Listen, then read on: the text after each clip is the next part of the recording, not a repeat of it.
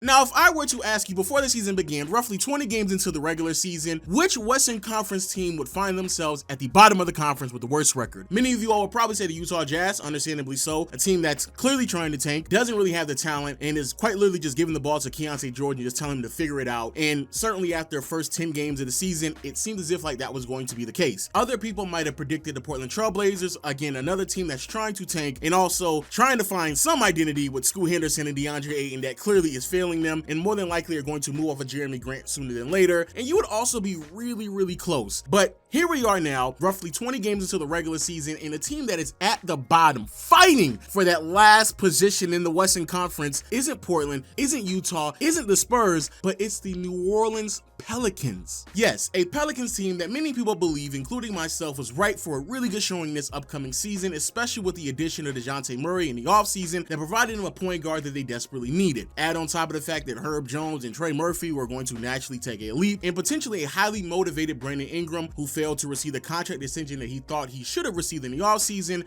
really had me in the frame of mind that this Pelicans team was going to be really good heading into the season. But unfortunately, it has gone in the opposite direction. Now, to be fair to New Orleans, a huge reason why they have a very underwhelming start to the season has a lot to do with injuries and the fact that possibly this is the unluckiest franchise I've seen in quite some time outside of probably the Clippers. And in the Western Conference that is so competitive that you probably have to win around 47 to 50 games just to submit yourself as a playoff team, you might have to just call it quits after like the first 20, because that's how bad it is out in New Orleans. In the first game of the season, DeJounte Murray dealt with a fractured hand injury that is expected to keep him sidelined for 4 to 6 weeks. Herb Jones earlier this month was sidelined for 2 to 4 weeks dealing with a low-grade rotor cuff tear. CJ McCollum has been sidelined for 2 to 3 weeks dealing with an abductor injury. Jose Alvarado is expected to miss 6 weeks dealing with a hamstring injury himself, and Zion is also dealing with some hamstring problems as well, and there isn't any clear indication of when he's going to be back outside of potentially a return around mid-December. Throwing 2 missed games from Brandon Ingram, who has been day-to-day dealing with some injuries himself, and effectively we are talking about a Pelicans team that has no ability at all to rely on some of their top-end talent on a game-to-game basis, and it's been really bad. And all of this lack of availability really culminated against the Cleveland Cavaliers just a couple of games ago, where, get this, the starting 5 for the New Orleans Pelicans were Elfrid Payton at the point, Brandon Boston Jr. at the 2, Javonte Green and Jeremiah Robinson Earl at their forward spots, and Yves Messi at the 5. They've been dealing with so many injuries that they're giving these players minutes as a starter. Now, I can already hear a lot of people sitting here telling me that, "Lo, these are just injuries and we're going to bounce back from them. You don't know what you're talking about." And to be fair, that is true. A 4-14 record with the second worst defense in the NBA, a bottom 5 offense in the NBA, and the second lowest net rating in the league is not indicative on how talented this roster truly is. When everyone is healthy, available, and they get back into the flow of things will certainly turn the tide, and they just won't have the worst record in the NBA. But like I said in my intro, unfortunately, the Pelicans are in a Western Conference that is very competitive, and so I just don't know that they can bounce back enough to get themselves back into a playoff conversation where, again, I think the bar is going to be around 47 wins in this Western Conference. However, I think that is a very small, cutesy, fun, topical conversation to have with the Pelicans, because there are 2 bigger issues that's going on in New Orleans. The first one, and that sounds like a pun for what I'm going to talk about later on, bigger, and it's built like me right now, because goddamn Zion.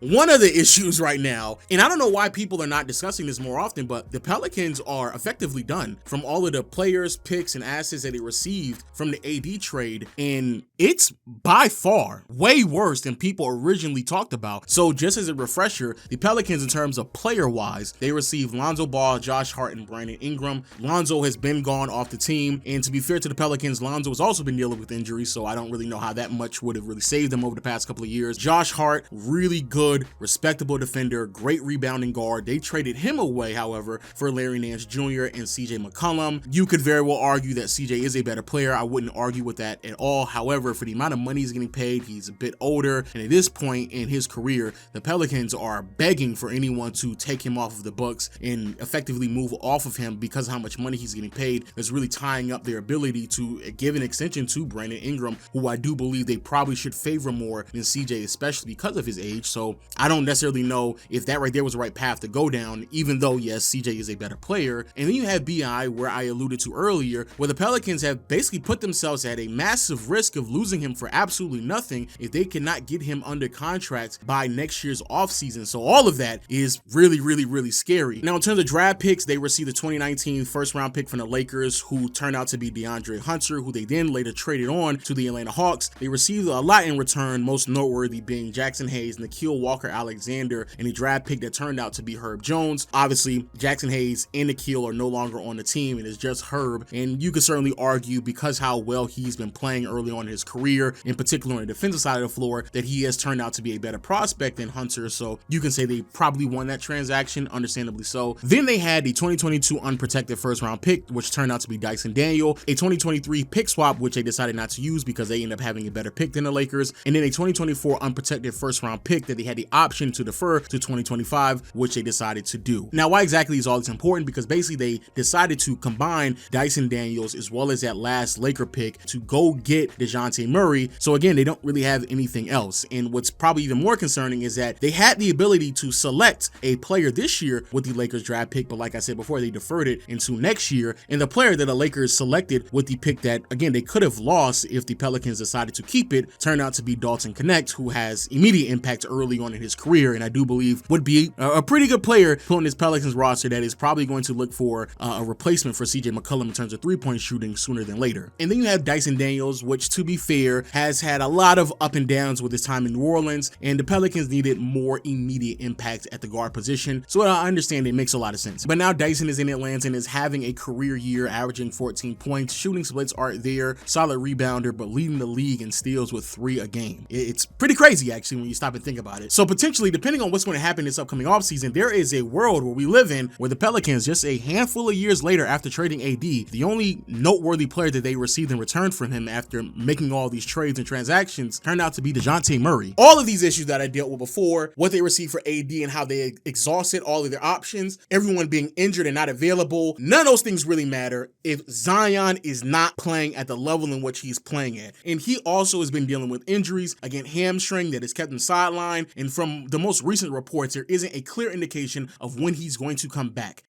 Okay, I had to re-record this part of the video because I was woefully ignorant and very naive to how bad the situation was with Zion, the Pelicans, his agency, and everything that's going on in New Orleans right now, because it's bad. Like, really, really bad. Initially, I was going to talk about how bad Zion has been to start the season, go over his numbers, and then flip over to the viral clip of him getting a back tattoo while having a dad bod and man boobs like I do. And honestly, all of those things are still true. Zion is averaging the fewest amount of points he's had in his career since his rookie campaign. He's averaging the most turnovers in his career, but the shooting splits are just egregious, shooting 45% from the field, 33% from behind the arc, and 66% from the charity stripe. And for those who don't understand why these shooting splits are so bad, effectively a player where majority, if not all of his shots practically come from 8 feet from the basket, if not closer, only converting 45% of his shots from the field is very, very concerning, which would then logically translate to him being one of the worst finishers in the NBA, which that is the case if you look at all the players in the NBA so far this season who have attempted at least 80 shots, 8 feet from the basket or closer.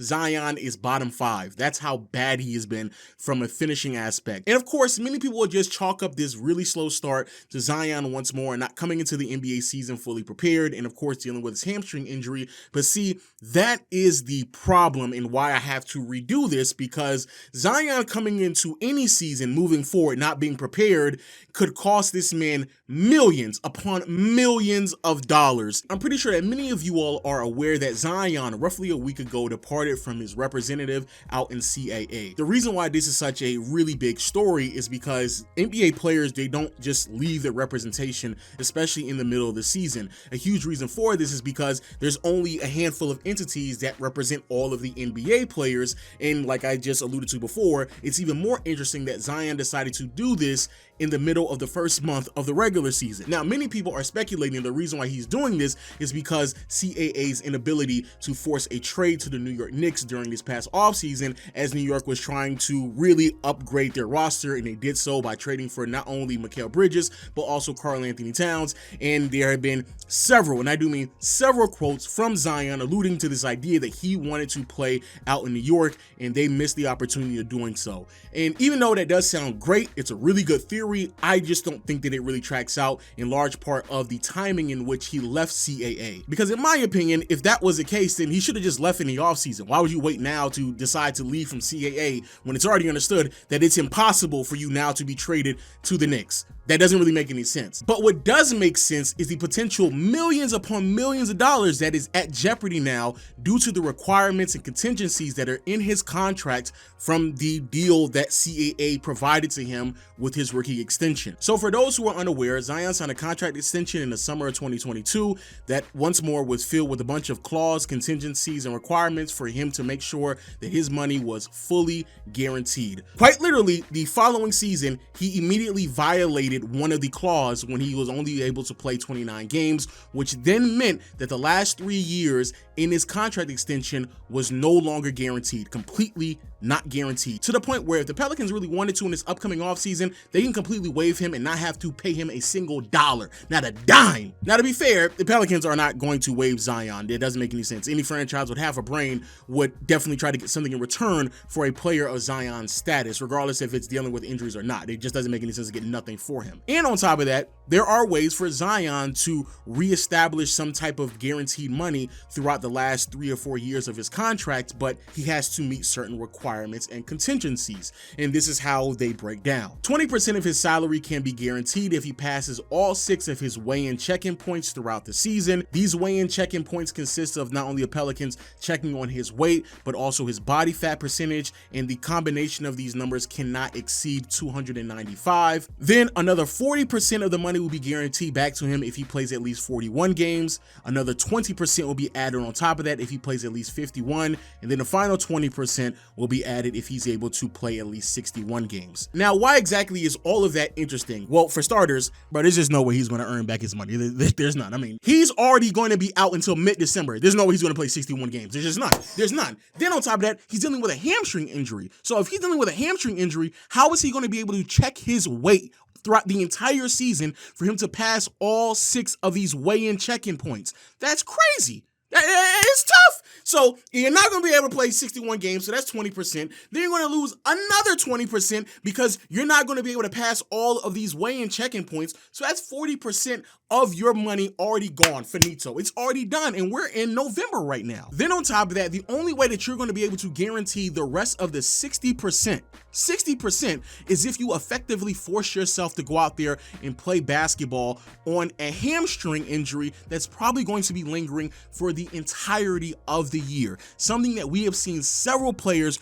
who are shorter, smaller, quicker, and who aren't as athletic as Zion struggle to do. It will be surprising if Zion plays 51 games this year. So there's a possibility that Zion is going to end this year setting himself up to only make around 40% of the amount of money he is owed next season. Now, this is great news for the Pelicans, however, and this is probably why Zion got frustrated, because if he doesn't meet these requirements, then we don't have to owe him. But if he does meet these requirements, then that more than likely means that we are receiving the best version of Zion. So effectively, it is high reward, low risk. If Zion can turn out to be the player that everyone thinks that he can one day become, then he will rightfully earn his money. If he doesn't, then it goes from a player who's owed $35 million to potentially like $15 million. That started to dawn to Zion on how screwed he is and the type of contract that he signed, and it's the reason why in the middle of the first month, when he realized he had a hamstring injury,